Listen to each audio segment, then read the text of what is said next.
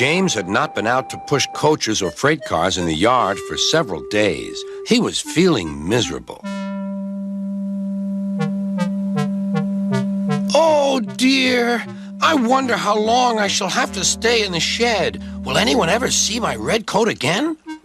Why did I go so fast that I made a hole in one of my coaches that had to be mended with, of all things, a passenger's bootlace? At last, Sir Topham Hatt arrived. I know you're sorry, James, and I know, too, that you want to be a useful engine. People are laughing at my railway, and I do not like that at all. I will try hard to do my best, said James.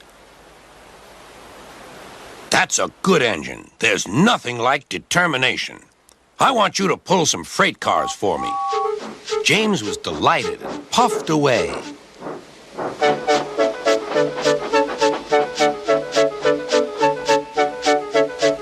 Here's your freight train, James, said Thomas.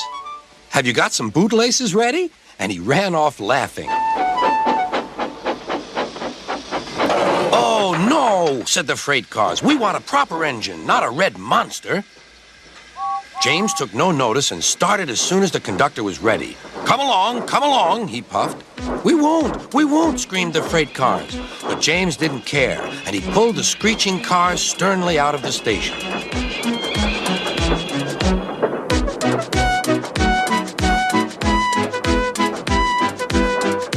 The cars tried hard to make him give up, but he still kept on.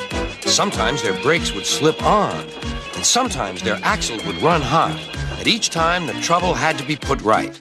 And each time James would start again, determined not to let them beat him. Give up, you can't pull us, you can't, called the cars. I can and I will, puffed James.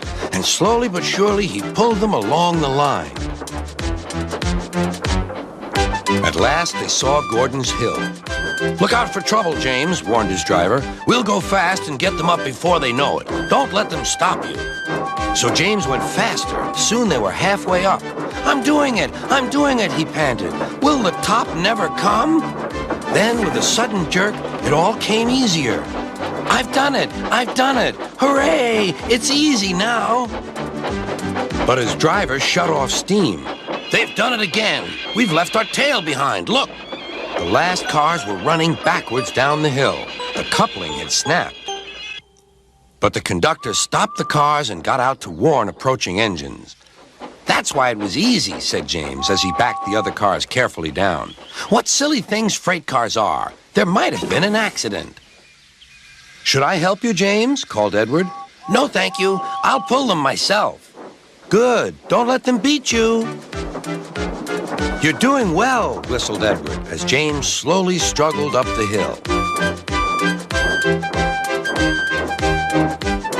I can do it, he puffed. He pulled and puffed as hard as he could. I've done it, he panted.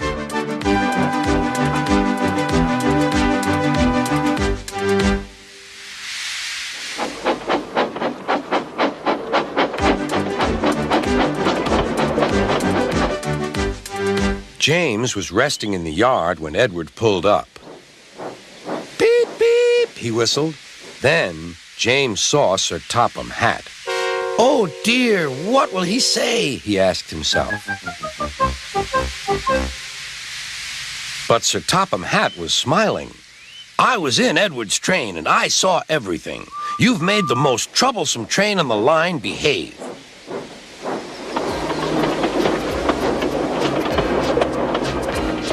After that performance, you deserve to keep your red coat.